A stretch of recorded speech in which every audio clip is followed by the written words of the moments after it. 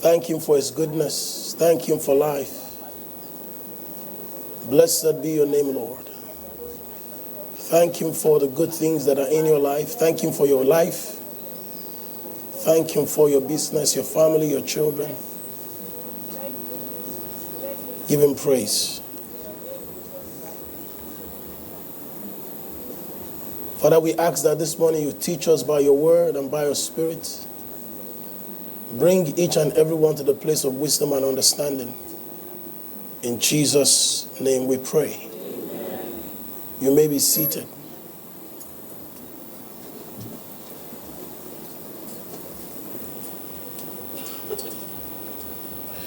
So wrap up the series this morning, the parables of money. And anytime you talk about money, let's start out typically from Proverbs 4:7. Proverbs chapter 4, verse 7. Wisdom is the principal thing, therefore get wisdom. And with all thy getting, get understanding.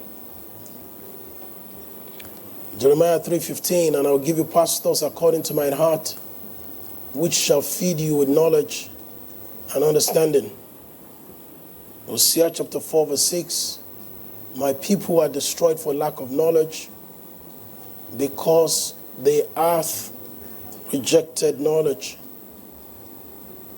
So God in his wisdom dispenses wisdom to his people, so that his people can always have the edge against the destroyer. The thief cometh not but to steal, to kill, and to destroy. But he cannot destroy when you operate in the fullness of the wisdom of God. We saw Jesus show up as a man filled with the spirit of wisdom, and he was indestructible. Even when he was killed, he rose again from the dead. A better and a higher version of the person they buried. So the way God designed for us to survive on this earth is for us to operate in the fullness of his wisdom. And that was why Jesus took time to tell Peter to teach his people, to feed his people with the wisdom of God. He said, feed my sheep, feed my lamb.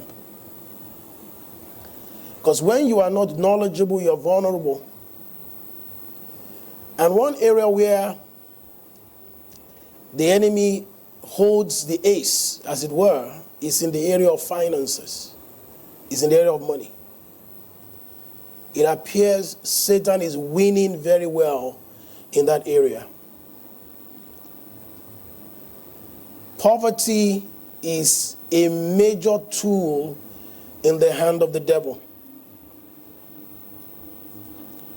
Poverty is one of the most destructive weapons in the hands of the enemy. Poverty is a weapon of mass destruction. I believe that poverty has destroyed more lives than even the weapons of mass destruction have done. More people die due to poverty than people die due to bombs and wars. So the enemy wants people to be poor, because when people are poor, they are dehumanized. Poverty will take away somebody's dignity.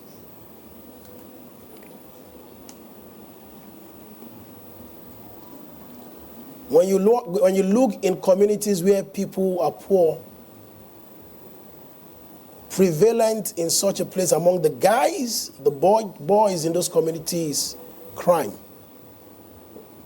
You see people embracing all manner of crime. And the girls will embrace prostitution to make ends meet. I was watching a video the other day of a guy who goes around in Port Harcourt pranking people or trying to do a social experiment. And he was asking prostitute to give him money. None of them gave him anything except one. And she gave him, and he was asking her, why did you give me? He said, you needed it. So I'm a graduate. I'm this, I'm that, this. I give him reasons. And everything boiled down to the fact there's no money to do the things I want to do. It's really, really laughable when I hear people tell pastors, you don't talk about money. Now, what is your business talking about money? But people ask us for money. The same church people ask us for money.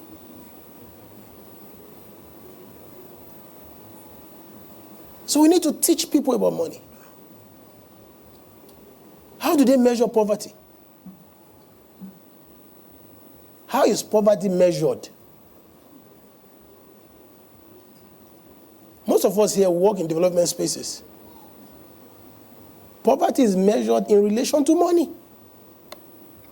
Prosperity is measured in relation to money, except among the brain of some Christians. Except in the brain of some Christians that have read the Bible upside down. Do you know there are a lot of people that believe that prosperity does not include money?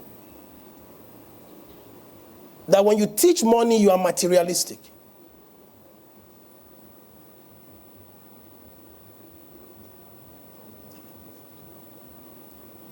United Nations actually says that if you live below, if you don't have access to up to $2 a day, you are poor. That's like 3K, right? Or 3.2, depending on the rate you want to use. There was something that I saw.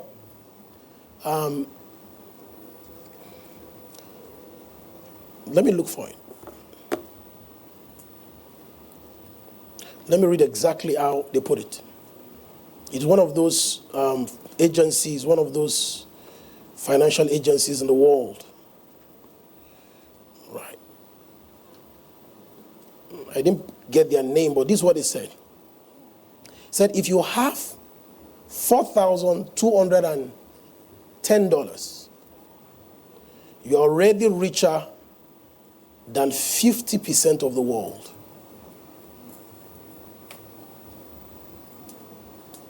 If you have $4,210, you're already richer than 50% of the world.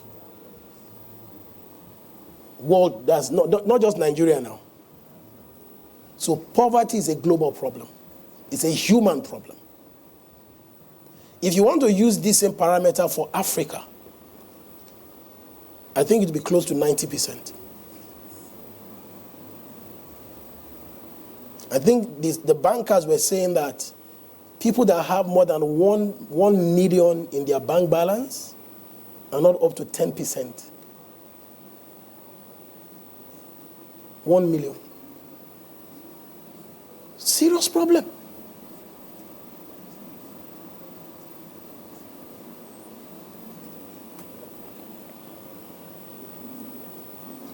So a lot of people have embraced crime and prostitution because of lack of basic finances. A lot of doctors never became doctors because of money. A lot of lawyers didn't make it to law school because of money.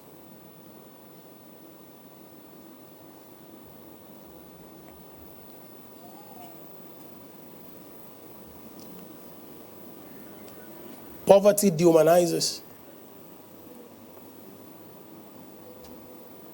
destroys self-esteem, and turns kings to beggars.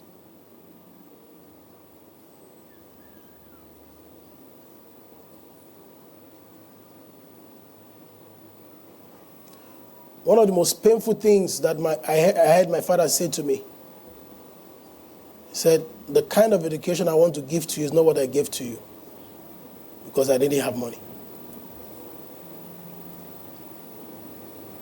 So he schooled partly in the US and in the UK, but he could not afford to send me to school in those places. Nobody should tell you money is not important. It's a lie.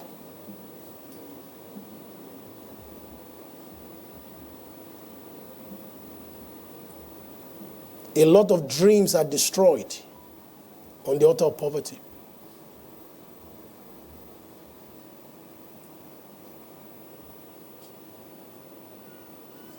So if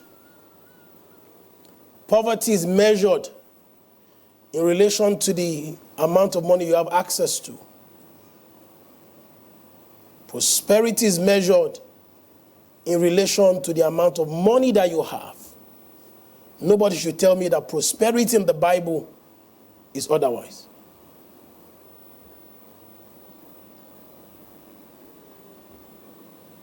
You know, there are more pastors online than the ones that have churches.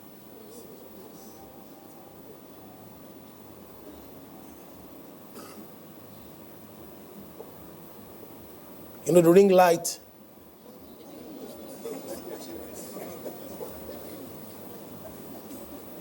And a microphone.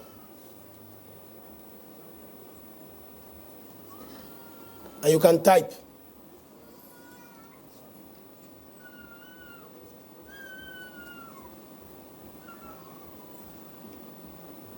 Have you seen people bleed daily and knowing they will die because they can't afford surgery?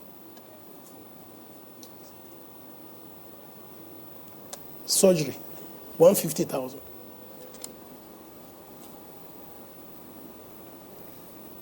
The other day, about 2 weeks ago, one doctor friend of mine, she works in the hospital here in Federal Medical Center, called me. Said, Pastor, there's a case here. A young lady who just gave birth. They've discharged her, but they won't allow her to go because she can't pay her bills. Something that should be of joy. Do you know how many people are looking for babies? Now you have baby and you are regretting why you have baby.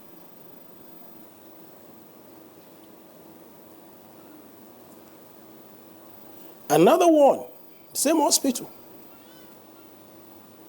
Twins. When she got there, first pregnancy, they gave her the bill, said, I can't afford it. Refer me to another hospital. As she was leaving, the baby started coming out. Preterm. They had to quickly admit the children. They were in the ICU. The bills were running hundreds of thousands every day.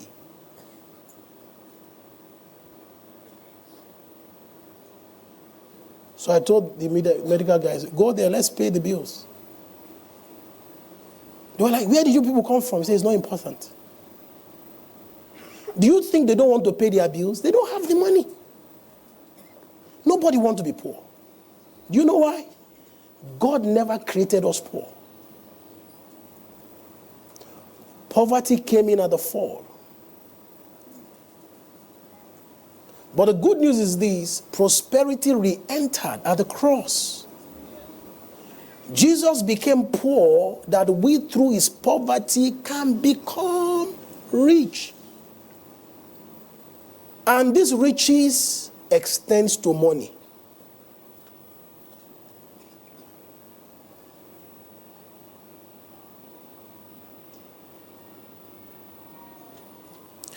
Poverty is an enemy. You must fight it with all your mind. I want us to build a community where nobody is poor. It's possible. We can build a community where nobody is poor. In the year 2020, two brothers in church they came to my house.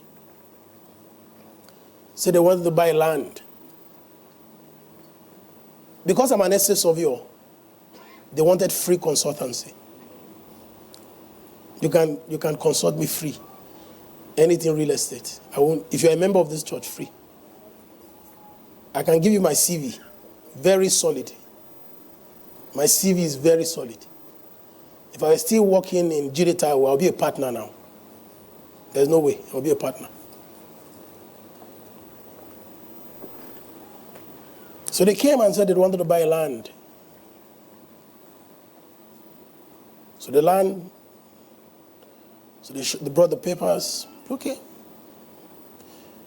Individually, they didn't have the money to buy it.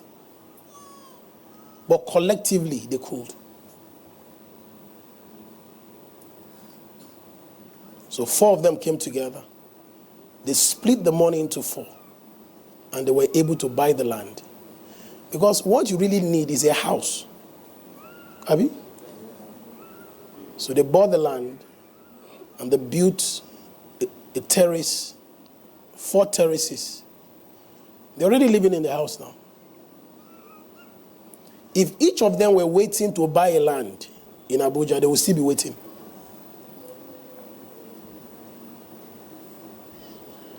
There is that thing about collectiveness. I think there was a study that showed that the Igbo system of apprenticeship is still one of the fastest way of destroying poverty.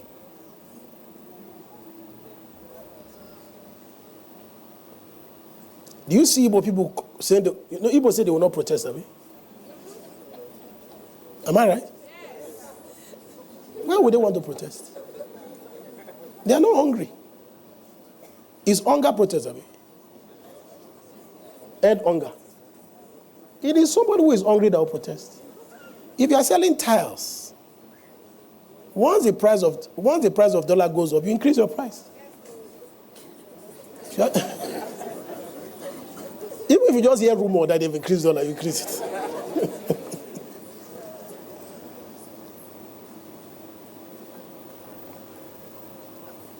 In this church, I will make it my life duty to see to it that everybody that joins this church, your life becomes better. I will teach nothing but the truth. I will not be afraid of anything when anybody says. Money is very, very important. Very, very important. Now, I want to show you the reason why people are poor. The reason for poverty. And when you know the reason why people are poor, and you avoid them, you'll be rich. Does that make sense? Number 1, lack of vision. A lack of vision.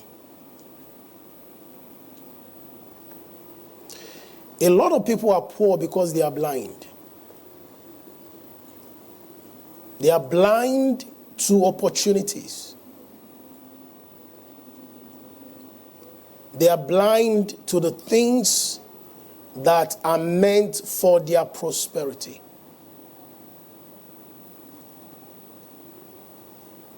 One of the prayers we should pray daily is for eyes that see. In Proverbs chapter 12, Proverbs 20 verse 12, said, the hearing ear and the seeing eyes, the Lord had made even both of them. The hearing ear and the seeing eyes, the Lord had made even both of them. You need to pray for your eyes to see and for your ears to hear. On a daily basis, you must press in prayer, asking God to open your eyes to see the things that you need to see. The things that are meant for your prosperity. In the story that we shared the other time of the woman that came to meet Elisha that was indebted, and they were going to take his sons as slaves. She was blind to the pot of oil in her house. All the while, she was supposed to be in the business of selling oil. All the while. But for as long as she was blind, she was broke. Most times we don't see the things that God is showing us.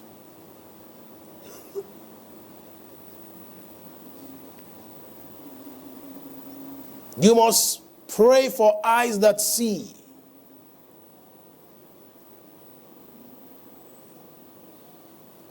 Opportunities.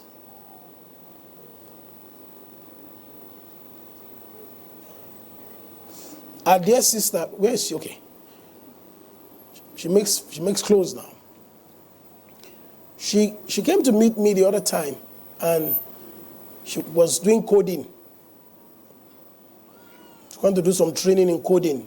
Now, coding, I want to work from home, work for an American company in Nigeria. But maybe that is not what God has called you to do. I want you to be a tailor. And the word tailor is not a bad word. Tailor. It's only in Nigeria that I say tailor. I say I'm not tailor, I'm fashion designer. I'm a tailor.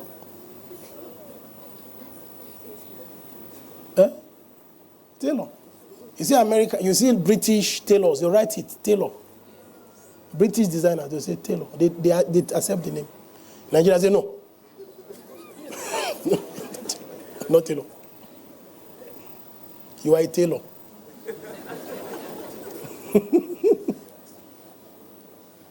The most important thing is that you are making your cash. So she was going to learn coding. And so, I said, but you spoke to me the other time about fashion. Don't you think you should try that one? I said, okay, let me try.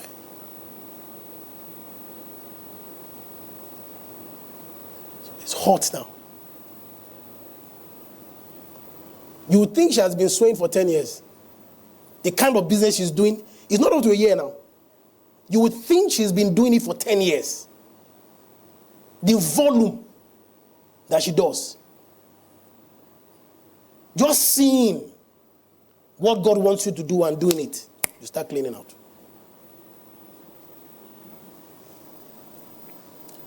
They said all eyes look, but not all eyes see.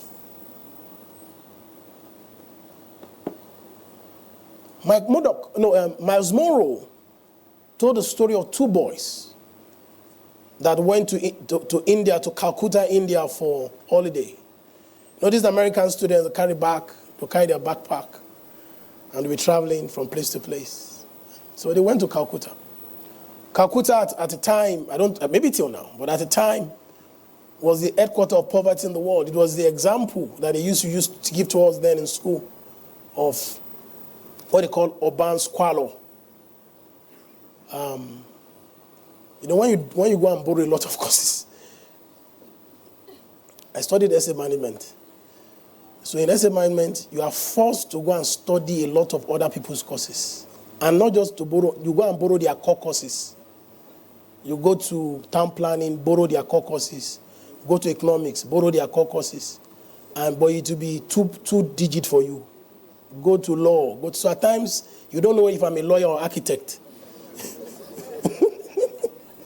I took like 5 law courses. Law of tort, law of contract, law of arbitration. So if you've done 5 law courses, they just give you degree in law.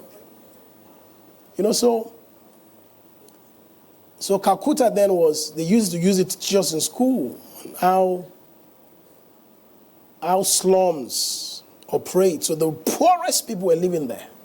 So when they got there, the two boys, they were sympathetic. Oh, look at poor people. They don't have shoes. They don't have shoes. That was the first thing they observed. That the people didn't have shoes. Whether they are rich, whether they are old or young, all of them, they have shoes. And if you know anything about economics, there's nothing like zero income. Hello? Even if you don't have work, you still have income. I hope you know that. Is anybody here a student? Any student here? Student, now why are you afraid? Do you have money? Of course. My nephew came to celebrate with my daughter. So they are cousins, right? My nephew and my daughter are cousins, first cousins. That's engineer's son. So they're very close. The cousins are very, very close. So she was graduating from SS1, GS3 to SS1. So he came to celebrate with her. By the way, she was best graduating student. I needed to just chip that in. That's proud daddy. So when the whole celebration was done and he left, so she came and said he gave her 10,000. And he's a student. And I'm aware he doesn't have work. I was like, he gave you 10,000? I was just trying to think. This guy never worked in his life. And he have access to 10,000 that can dash someone. I'm just trying to tell you that even if you don't have work, you still have income. So when they were in that community, the guys went round. One saw business. One saw pity. He was weeping and crying. The other guy said, Kai, go make money in this place. We'll go make money here. See people plenty here, millions. Before he left, he took time to analyze that if they are going to buy shoes, how much can they pay? That is based on their priority. How much can they conveniently spare to buy a shoe? It came to $1. So he went back to America. What you call bedroom slippers, Dunlop slippers, was the guy that came up with it because of those people. Shipped millions over there. I know when you start selling things in millions, you're making 10 cents. You are cleaning out. That was how the guy entered shoe business without planning it. Miles Moreau that shared this story said the day he was sharing the story, the shoe that he was wearing was made by the guy's company. So he started out making slippers for poor people and grew his empire to making luxury shoes for rich people. Because he saw differently what every other person saw as problem. Richard Branson said, a business is any idea that makes the life of people better. It is by business you make crazy money. You know, I've said it before time and time again, that everybody should have something that they are doing. You know, I have done business. If not that God called me to ministry.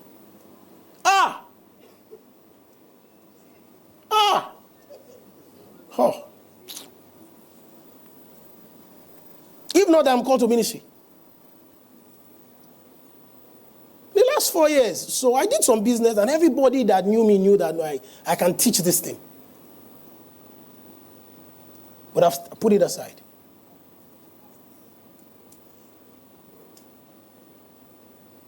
It is important for you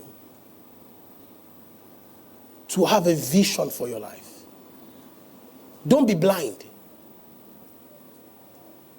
Not every time complaining about Nigeria. Nigeria, people are cleaning out.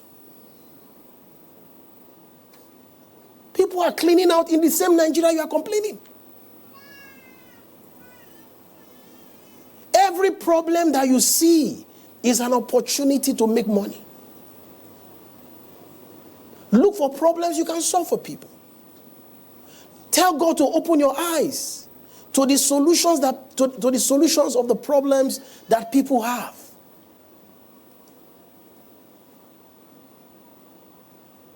Dry cleaners, they solve problems of dirty clothes.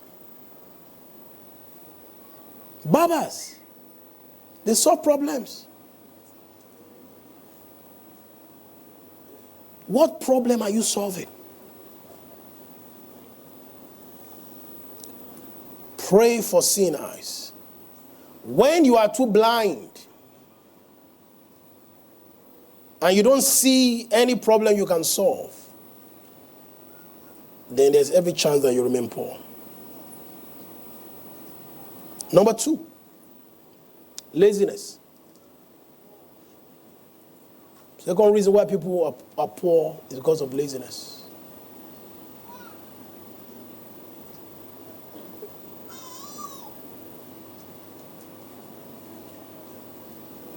Before I come to this point of laziness, let me just share something about that vision thing.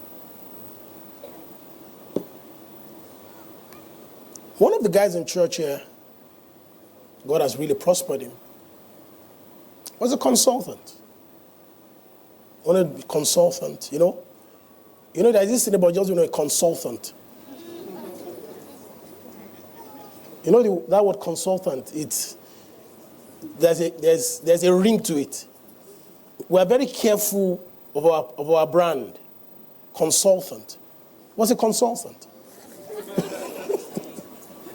Was busy consulting. Was making money. Was making some money. So, and it was quite close to me. Still close, but not as close now. He's very rich now and very busy. So when we started doing our billboard, started placing we started taking billboards from billboard companies. So this particular guy that was giving us billboards, and we had a little disagreement and all that, and then so he was there to try to solve the problem for me. So when he came, so he was like, because I think we're paying that time we're paying $150,000 a month for the billboard, and we had 4 or 5 of those billboards. So every month we're paying between $600,000 to $750,000 on the billboards. Because church people don't know how expensive things are in church. You don't know. You don't have an idea. But it's okay. So when he came so the guy now increased it to $200,000. I was like, why? So when he came, he was like, what happened? So he now said, well, Pastor, come. Do you mean that you are paying $150,000 a month? I said, yeah. Say the house I live in, was living in Karu then. Say my 2-bedroom in Karu, I pay $150,000 a year. You mean these billboards are estates? That this one billboard is 12 flats in Karu. I'm going into this business. That's what they call an eureka moment. His eyes opened. And I'm consulting.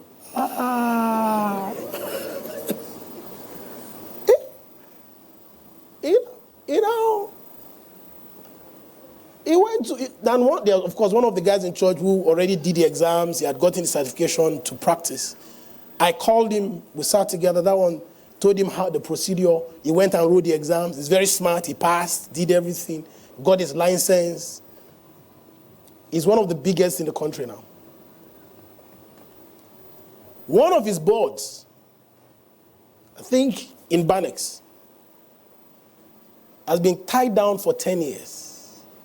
And that one is this gantry, the one that runs across the road. They paid $350 million in 1 year for those boards. He has started the same business in Dubai.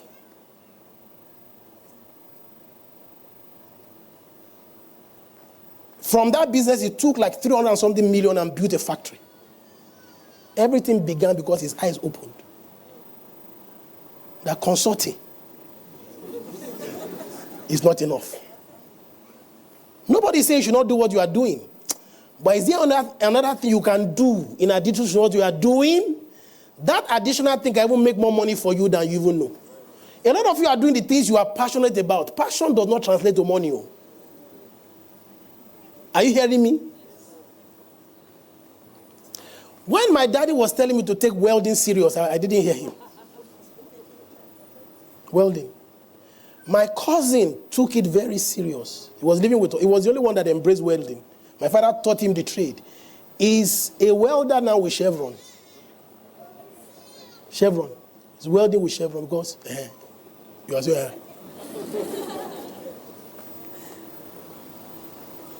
Number 2, laziness. Are you still there? I pray for you this morning that as you walk out of this place, God will open your eyes. Amen. You will see well. Amen. You will see well. Amen. You will see opportunities. Amen. That will multiply resources in your life. In the mighty name of Jesus. Number 2, laziness. The thing with laziness is that it sponsors poverty. It's the chief sponsor of poverty. And what laziness does is that it makes your sleep to be sweet and to be deep.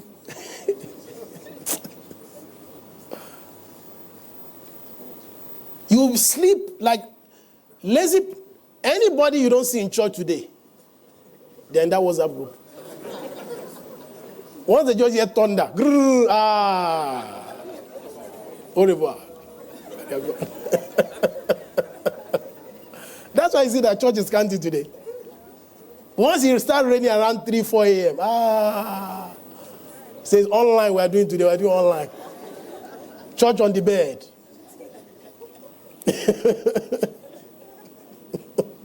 In Proverbs chapter 10, verse 4 and 5. Lazy hands will make you poor. Hard working hands will make you rich. I think that's very clear. Lazy hands will make you poor. Hard working hands will make you rich. A son who works hard while it is harvest time will be successful. But one who sleeps through the harvest is worthless. What the Bible is saying here is that a lazy man does not put his best into the thing that he does. Doesn't put his neck to his work.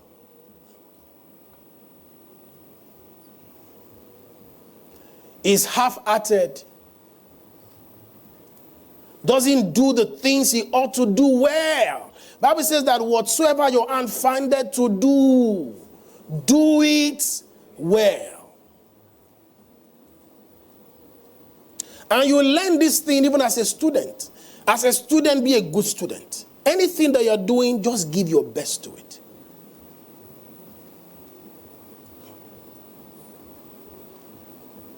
Proverbs chapter 6, verse 6 to 11. Say, you lazy people. Now he's not advising lazy people. You lazy people. You should watch what the ants do and learn from them. You can unlearn and learn. You can acquire the right wisdom to destroy laziness. If not, laziness will destroy you. And what laziness will destroy is your prosperity. Ants have no ruler, no boss, and no leader. You have ruler, you have boss, and you are still lazy. I have this staff that always come late to work. Always late. Always late. Like what? Always.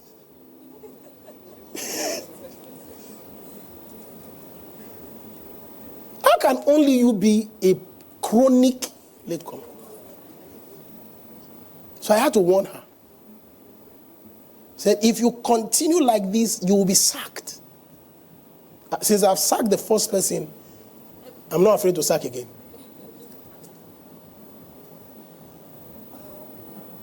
It takes laziness for you to be a single girl. You don't have children, you don't have a husband. I'm just looking at her now, she's single. She's single. Because I'm looking into her future. She's single. And she's coming to work late. If she's not married, forget it. She has lost it.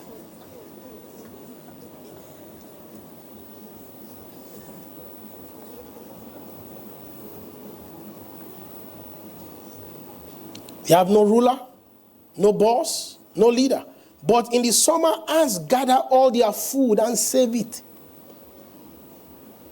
So when winter comes, there is plenty to eat. You lazy people, how long are you going to lie down? When will you get up? You say, I need a rest. I think I'll take a short nap. But when you sleep and become poorer and poorer, soon you have nothing. It will be as if a thief came and stole everything you owned.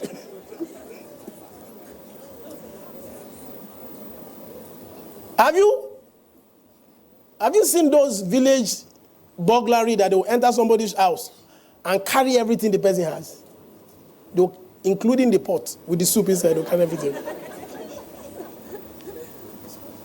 So go and learn from the ants. One thing you see about ants is that they are restless.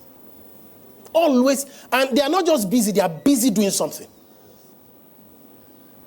That's what you learn from them. As children, when I was a child,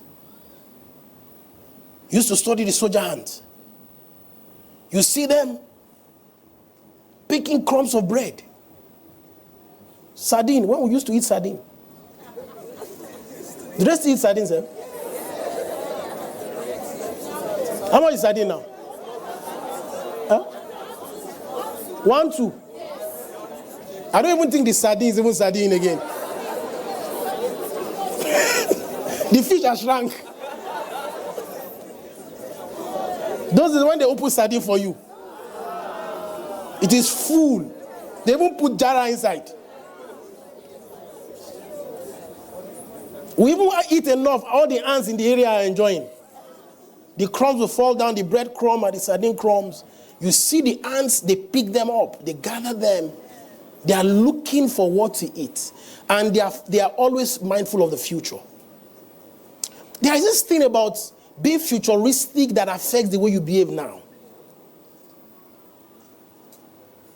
When you have a vision of your future, when you have a clear vision of your desired future state, particularly the future that you desire for your finances, it will affect the way you behave now and the way you spend money.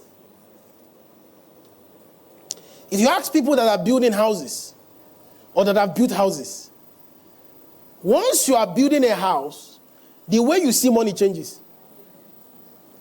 It changes. You used to dash people 100,000. You say, how many bags of cement is that? No. No, not now. I can't give you any money. They don't think you are stingy, no. You are working, you are seeing what they are not seeing.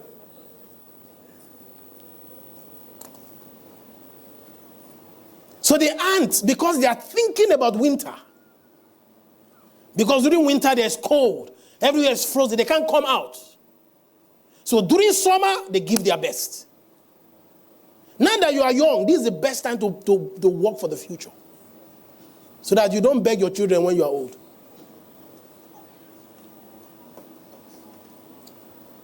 Because your children will not really send you except they are girls.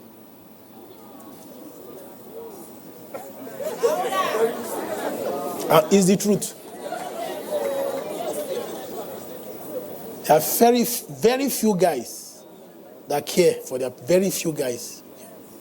Very few. But all women care for their parents. I wasn't feeling well over the weekend. And I saw the way my daughters were doting over me. Oh my God. I said, do you want this? Hey, thank God I have girls.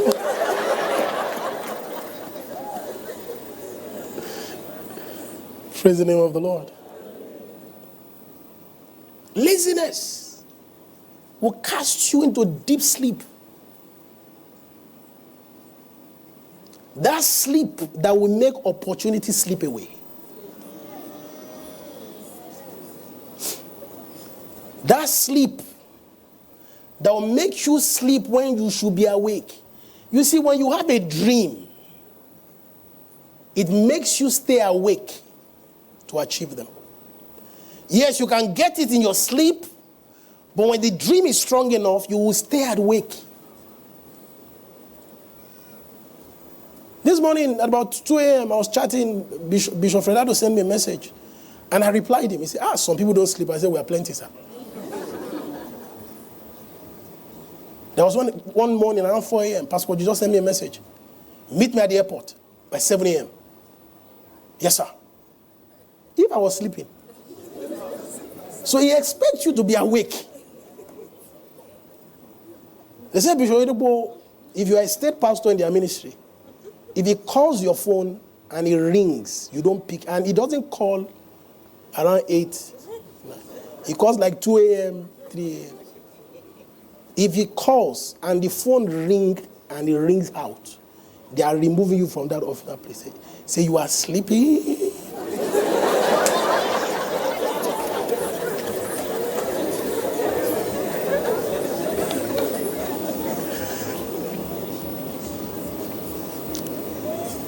And what you see about the ants is that they don't consume everything they gather. Laziness will make you to consume everything that you earn. That's what the things you learn from the ant. They save. You must build a saving culture. Don't consume everything. Eating with 10 fingers. A lot of us have ate our future. When you get to the future, it's empty. When winter comes, you freeze to death. Winter is coming. Winter is coming. Have you saved?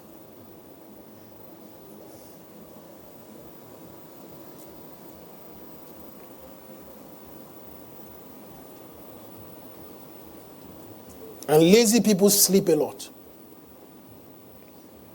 They sleep more than they work. And they're always very tired. Tired. Just weak. Don't know why, I'm just weak. Let me sleep a little. You don't know that your body is a machine. Like your computer, when it is not active, it enters sleep mode. Sleep mode. It shuts down. When you don't have something your brain is working on, something your hand is working on, you will sleep. And that is how you open the door to poverty. After 10 years, 20 years, they'll come and see you. Nothing to show for it. Let me give you one more scripture. Proverbs chapter 12, verse 27. The lazy man does not roast what he took from in hunting. The lazy man does not roast what he took in hunting. Now, this lazy man they are talking about is a very hard-working lazy man. Can you imagine? Very hard-working but lazy. He hunts. For you to hunt, you don't sleep. If you know anything about hunting, it's done at night.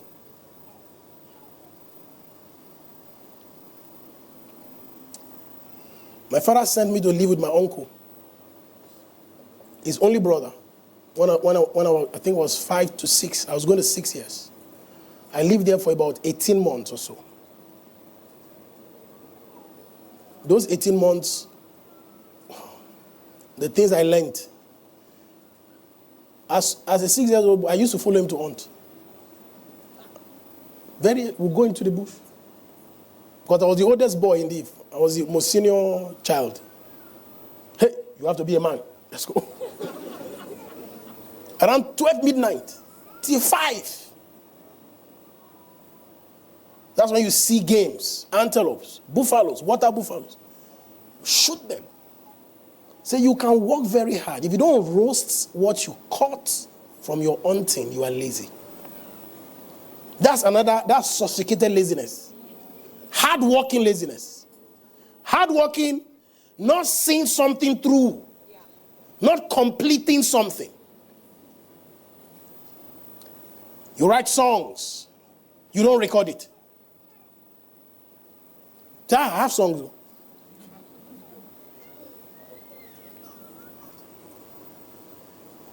I was telling you guys about songs. Look at Go Go Gongo now. Huh? Go Go Gongo.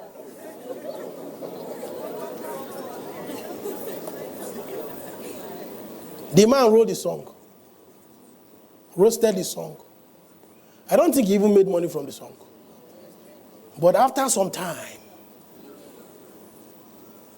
the song, our generation now, they've come to know him. People have started giving him money. Why won't you complete what you have started?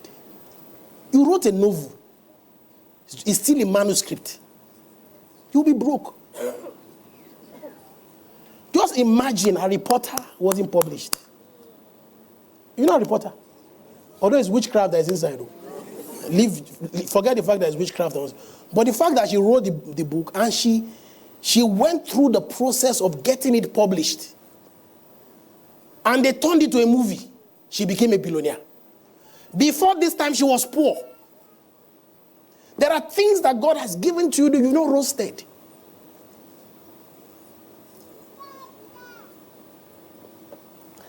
You know, I had a vision 2 years ago. And I came back and I shared with my wife and the pastors. I don't know if I shared with the church. I was in Wavbeck when I had this vision. In the vision, I walked into the church and I walked into the garden. This is our garden here. And I saw in the front of the old prayer room, which is now the podcast studio, I saw an antelope on the ground. It was there, and I walked past it.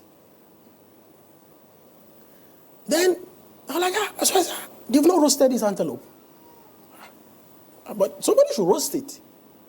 Then I went, and nobody did. Everybody just walked away. Everybody did like nothing. Then I said, I wonder, what's the Holy Spirit now told me? He said, there are a lot of things in this ministry you've not roasted. So don't wait for people to roast it. You better start roasting them yourself. That a lot of the things that will bring you prosperity, that will bring you visibility, you already have. But you don't know how to roast it.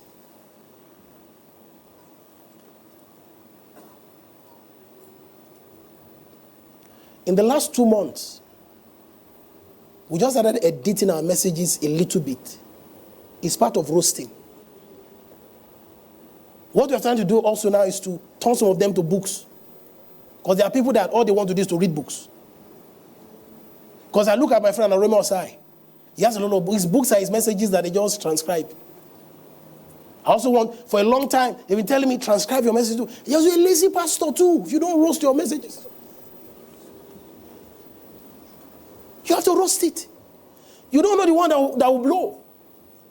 People are sending on Amazon. I get reports, monthly reports. On book sales on Amazon every month, more than $300 million. You should take a share of that. We are not roasting the things that God has given to us. That is a form of laziness. Nigeria is poor because we don't roast our crude oil. We'll take it to Malta. Bring it back as petrol. Lazy country. Poor people. Rich leaders. Poor people. This process can be violated. Anybody, any country that does not roast its raw material will be poor. They will carry cocoa from here and sell to us chocolate. We'll carry our money, we'll go abroad. We'll buy chocolate back to Nigeria. Say, what do you bring? Chocolate. The cocoa they took from Nigeria says mass. I want mass. You can't roast it. We can't do our own chocolate ourselves. In the villages where some of us grew, the things that they produce there, we don't import, we don't buy. In real villages, where they farm cassava, they don't buy gari. The farmers will first keep the one they will eat for the next 1 year. They sell the rest. Nigeria is not like that. That is why people are poor. Number 3. Love of pleasure. The love of pleasure. Soft life. Soft life. This Gen Z generation, I will be on your case this year. I know why God sent you people to me. Is to make sure you people, you must have sense. So that you are ahead of your colleagues. In Proverbs 21 verse 17, it says, he that loveth pleasure shall be a poor man. He that loveth pleasure shall be a poor man. And let me tell you why he shall. It's not he shall. Confirmed. He shall be poor. Very sad story of one relative of ours who by all standard had money. All the cars in his garage, brand new. BMW, Prado, Honda Civic, CRV, brand new, all brand new. Lived in a rented apartment, in a posh estate. How can you be driving Prado Jeep and you are living in a rented house?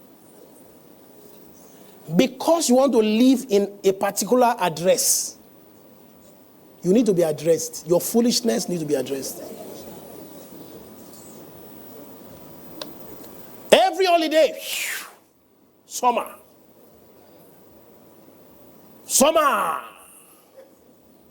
Miami, London. And when they come back, they want you to know the places they went to. Pepper them. Not a single piece of real estate in Abuja in your name. Because your pleasure is more important than your future. And people like that always think that money will keep on flowing like that. In no time, the business had issues. The founder of the business was working, died. Some things happened. Everything collapsed. So we're not in touch with them for like 10 years. Only for this man, who highly respected individual, came to beg me for money. When he called me that he wanted to see me, I didn't understand. When he came into he said it's at the gate of my estate. Where are you, sir? I said, at the gate. Are you driving? He said, no. You're not driving. Okay, come in.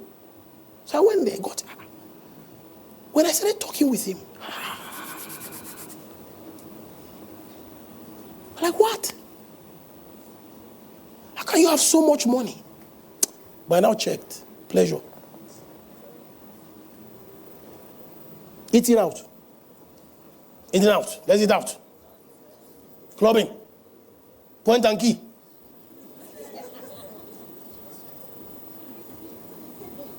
In the evenings here, there's a joint here. There are more cars parked there in the evenings than they are parked there for service. Bring two. That one, that big one. You know, and they'll leave the live fishes. They know you are coming. That one. With plantain, with plantain. Let the pepper be much.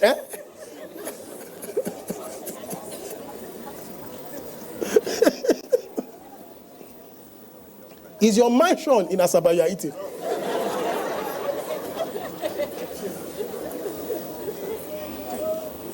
You will be poor.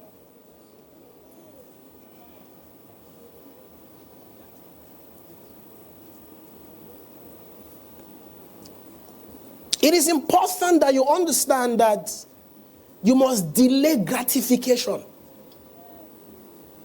The time for pleasure should be that you have invested so much, you have so much coming in from your investment, and what you are eating are the proceeds of your investment. And you can check, okay, well, after you've done all of this, okay, we can do this, we can do that.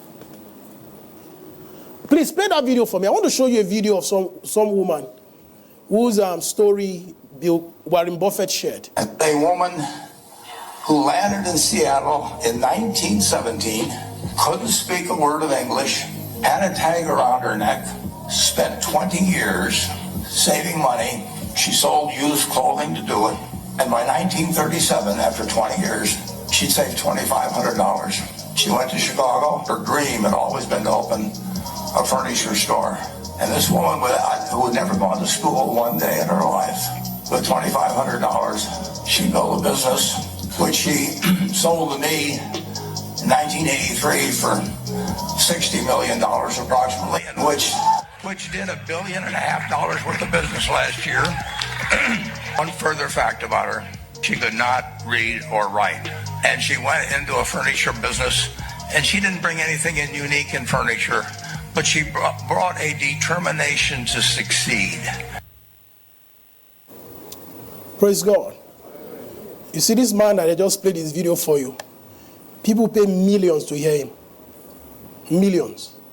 He does this event every year where billionaires gather, and he just share with them how to prosper. One of the richest human beings alive. When he talks, you listen. So he bought that business from this woman. $60 million. She started it with $2,500 that she saved over 20 years. You don't have any excuse. Illiteracy is not the problem. She was illiterate. You cannot read, you cannot write. She could not read, she cannot write. When I saw that it was 1917, I thought, what happened in 1917? First World War. She must be running away from the war in Europe. For her to have a tag on her neck. She was one of the people that refugees, maybe from Poland or Czech Republic, that came to Europe because of the First World War. And when she got to America, she left Europe behind and said, but she kept the dream alive. The reason why you eat everything you have, there's no dream inside you. There's no dream. When you have a dream, it will affect the way you spend money. There's no dream. If you have a clear picture of what you want to do, every money you have will have name. When you have the 1 million, you slice it. Tithe, offering, savings. You will slice it. You will finance your dreams.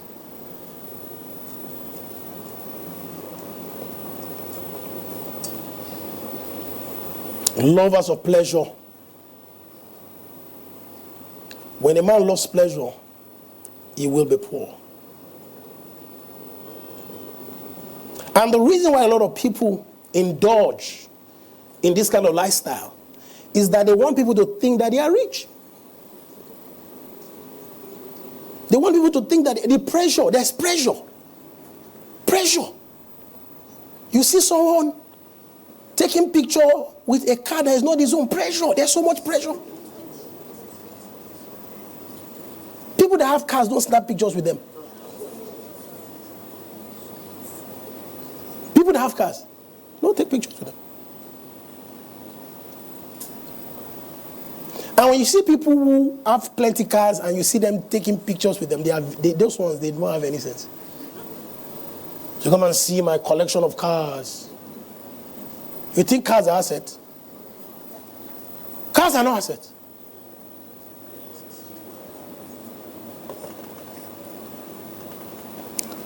My chief here, my brother-in-law, one of the most generous human beings that I know. He loves cars, by the way, lover of cars. Bought 3 cars, same time. Prado Jeep. This one that I like to drive that time, I used to borrow it a lot. Yeah, this Toyota Corolla. Push button, press to, boom, boom. Keyless. Brand new. Elizade.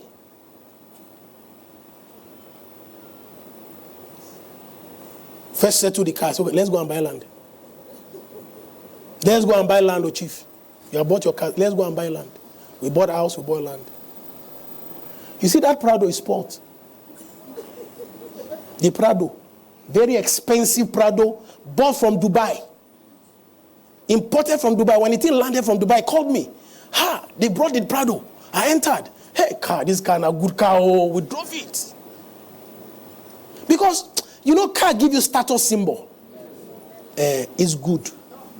But it's not an asset. That Prado is spoiled. The engine has fault.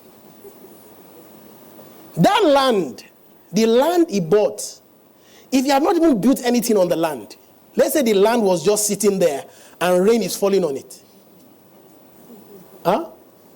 That land is like the price of 2 of those vehicles. That land is not less than 180 million now. But that Prado, we can't sell it for 2 million. Are you getting what I'm telling you? Don't look rich, be rich.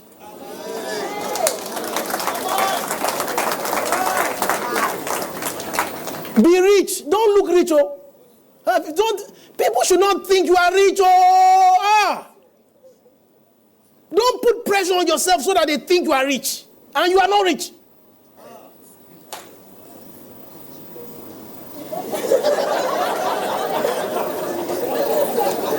Let me tell you, there was a book that I read that changed the way I thought.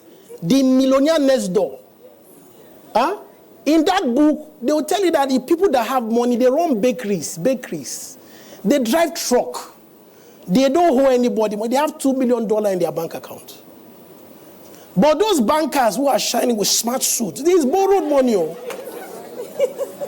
Smart suit. Sorry, banker, sorry.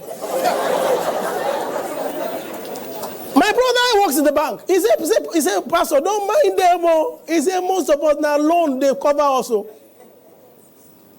It's loan. And any loan you want to give because they are deducting it from your salary. Don't look rich, be rich. It's not what people think about your wealth. It is what you know about it. Because when you are alone, you say, hey, wait till we go chop. When you are alone. Are you hearing me? Don't put pressure on yourself. Trying to make people think you are who you are not. You must travel by all means. No, Paris Olympic, we must go. Hey, Paris, we're here. Hey, and you borrow the money to go. There was a lady who traveled. I think it was the Olarios that told me the story of one of their friends that went on holiday and they got stranded. And then after that, calling people in Nigeria for money.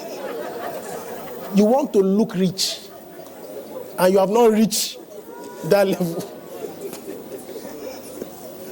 Are you hearing me? Don't be under pressure. That one car you have, service it all the time. Change the tires. Change the shocks. Let the engine be working well. Drive your thing. It moves. Go and listen to what Steve Jobs said. He said, when you're on your deathbed, you will understand that a $1 million car and this doesn't mean anything as long as it can move you. Are you hearing me? Don't look rich. Be rich. Can be driving somebody, and let me tell you, particularly Abuja guys. You see people, Guarimpa.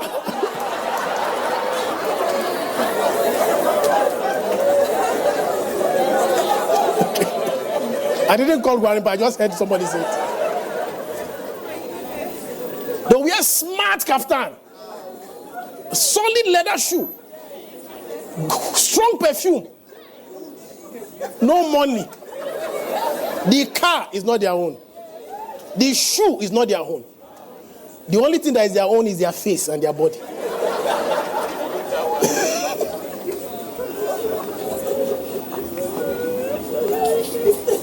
Are you still there? Number 4. Be mindful of the God factor. I need to investigate what's going on in Guarimpa. Nothing. Damn, are you sure? This one you're answering very fast. So. Proverbs chapter 4 verse 23. Proverbs 23 verse 4 and 5. Labor not to be rich. Cease from thy own wisdom. Without set thine eyes upon that which is not, for riches certainly make themselves wings, they fly away as an eagle toward heaven. What the Bible is saying here is that, look, once you start laboring, Because you might think that the Bible says you should work very hard to be rich. It's not saying don't labor to be rich. It's not saying you should not work that. But when you are working and things are not working, you need to go and pray. That's the God factor. When you ignore the God factor, you can be poor. Go and pray. Ask God, how does money move? It will show you that money has wings like eagle and flies. If you can understand the way the eagle flies, you can understand the pathway of money. When you understand the pathway of money, knowing that money is like spirit, and that we also have wings like eagle who can fly that same path, you can also get it. It is important that you understand that when you are working and the God factor is absent, is toiling. Are you hearing me? You know, you can be really working very hard and there is nothing to show for it. The God factor is missing. Say, but Pastor, how is the God factor is not there? The God factor can come in divine direction. The God factor can come in an instruction. When you are working and things are not working, you need to speak to God. You take a fast. And you see they say riches flies like eagles. When you take a fast and you wait on the Lord, you will mount up with wings like eagles. So you will be able to fly in that same path. And money flies in the direction of heaven, and that's where you are seated. I'm seated in heavenly place of Christ Jesus. And money flies there. Okay, now, I'm in the right location. Maybe I'm not just seeing the things I'm supposed to see. If you can take time to prayerfully inquire of the Lord, that what do I need to do to make a difference in my finances? What kind of business should I do? What and what should I do? You see the difference inside your life. And so they toyed on and got nothing. And Jesus said, throw it there. He said, throw it to the right side. And they did, and they caught it. Maybe one more try. That same thing that has not been working. There are videos you see online trying to show that you need to continue there. You digging and digging and digging. Maybe the last strike there, you just hit plenty gold and plenty diamond, but you just give up. Most times we give up too soon. But when you are working and you are not getting your desired outcome, you need to change your strategy. That's why you need to go and ask God for wisdom. Say, don't depend on your wisdom there. Nothing to show for it. There's one more thing that I was going to say, but let me leave it. You can go and listen to it in the first service. But let me say this last one. Very important as we close is that you need to pay attention to the people that surround you. The people that surround you. Your network. There's a lady in this church who, while I was preparing this, it just came to my mind, I need to tell this story. And I know that a lot of people can relate to this story. I met her and I invited her to church. I said, I've been trying to change my church. Because we went to pray somewhere with my mom, and they told the leader of the prayer house told me that, that I needed to change the church that I attend because I'm surrounded by the wrong people. There is so much loaded in me, but the people that surround me will not allow it to blossom. That I should look for another church. She was living in Suleja at that time. So she came to church and her spirit just connected. She just knew this is the right place. She was coming to church from Suleja. Sunday midweek to church. That was when I knew that the distance is not important when you know what you are looking for. And her business started growing, started learning the craft. I introduced her to a lady in church who taught her the craft.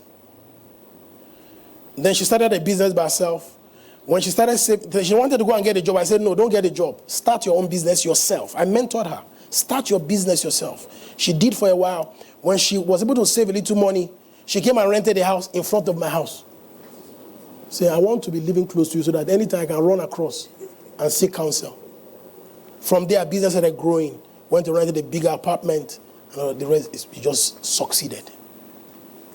What changed? The people that surrounded her. You can be loaded. but the people that surround you can choke it. There are some of you need to go and check. Nothing is wrong with you. The people, the relationship you are surrounded, choke. For some of us, it can be married, but if you are married, there's nothing you can do about it. I'm telling you, marriage can choke it. You need to. There was a lady who called me. She's a lawyer. Her husband is a lawyer, but her own law practice was doing better than her husband. The husband became jealous. He was going to kill her. I'm telling you. Spousal rivalry is the worst thing that can happen to you in marriage. When your spouse cannot stand your success, is the worst thing the worst thing you can wish for your enemy. It is important that you surround yourself with the right people, particularly people that are in your inner circle. Are you hearing me? This is a great church. Don't just come sit down. Service end. You just walk out. No. A lot.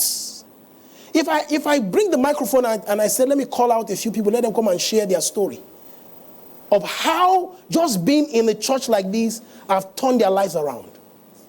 There are people in this church that have brought people into jobs where they pay them millions every month. Just because they're in this church. The people that surround you, they are as important as what you have on the inside of you. Are you getting what I'm telling you there? When you have the wrong network, your net worth will also be wrong. Let's stop. Let's take questions.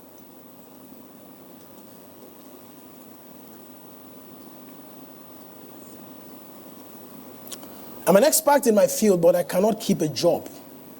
I've done everything I should as a Christian. I take my job seriously, but no change. What can I do? Wow. This is demonic attack.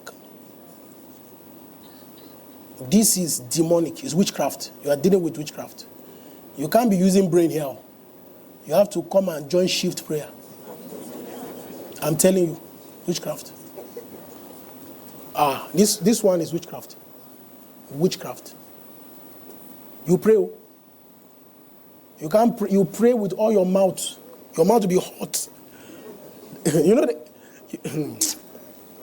are you hearing me? How can you be an expert and they can't retain you in the job? There's one of our sisters there. Somebody just introduced her to me. She has two master's degrees, 2 foreign master's degree. The highest she had been offered is 90,000. You say, even drivers in some companies say more than that. 90,000. No matter where she goes, 90,000.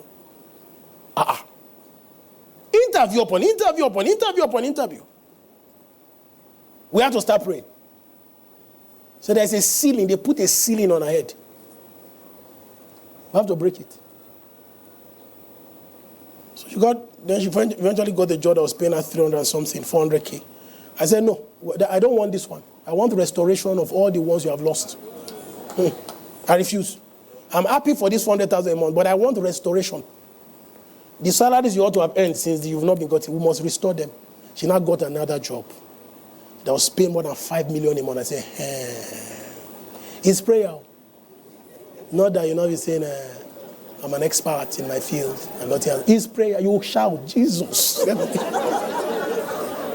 Are you hearing me? You do MFM. You come, you shake your head. You come here. You don't need anybody to know you are the one. Just stay in the corner there. You just, even after prayer end, you continue your own. You go to a corner, shout, Jesus. If you can save anybody, save me. Are you hearing me? Next question. Greetings, peace on. What do you do when every time you make income, it is either your car or generator spoils? You have some problem. It's also witchcraft. It's one of two things. It's either witchcraft is involved or you're not tithing.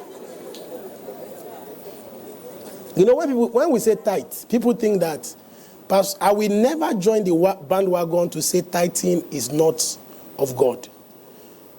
Don't listen to those nonsense. You understand? If you don't tithe, Satan will collect the money. God wants 10%, Pharaoh collect 20%. Are you hearing me? So if you are not tithing, things like this can happen. If you are tithing and something happens, they always collect your money. Witchcraft has entered. My dad went to school abroad. He was working in the army. Went for a training abroad. They were paying him close to $1,000 every month in the 70s. He was there for like 11 months. They were feeding them. They were housing them. He didn't spend the money. Brought it home. That time to buy a brand new car, it's like 3,000. Put it inside his pouch. But his sister who was living with us was a witch. It was later she now confessed that she was the witch. She was living with us, caring for us. Witch. Sickness. My dad said, as he returned, my elder sister fell sick. He started going there. He said the money, he had not used 1 naira from that money to do anything. Then I fell down from the story building, hit my head on the ground. So immediately all the money finished. No more sickness. So the second time he traveled, the same thing, problem started. When you begin to observe a pattern like that, and you are paying your tithe, you need to pray. Are you hearing me? How can it be like this when you have money, you have problem? No, it shouldn't be like that. You need to pray. Next question. I really want to save this one, but bills not leave me. How can I save? Salary safe. Now God that beg go issue.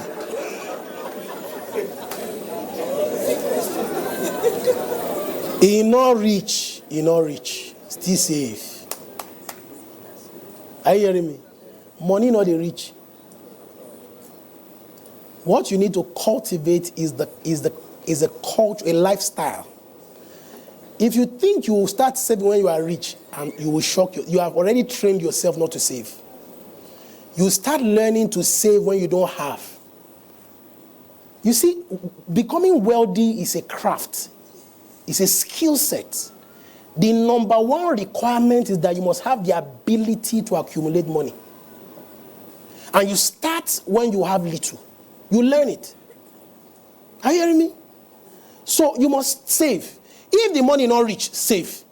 You're not still rich now, but save.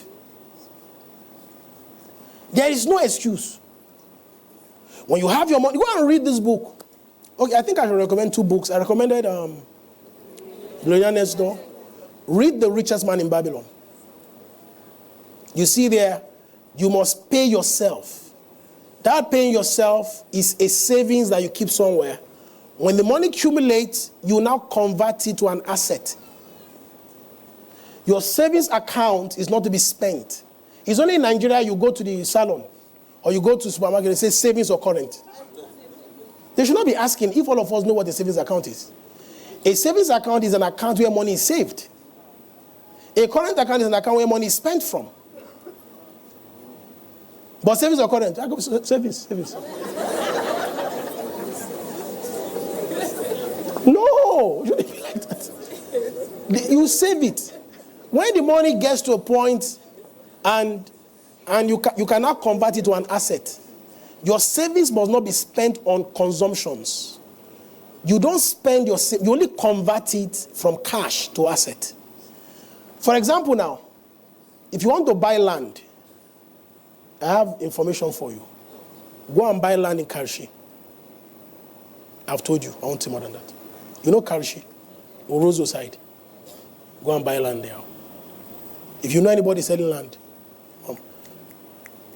this week, if you don't buy this week, by the next 1 month, the prices will change. So that 2 million you have saved, go and turn it to asset, buy land, and fence it, put gate. Say military zone, keep off. Are you hearing me? Next question. Let me take the last one. Okay. God bless you.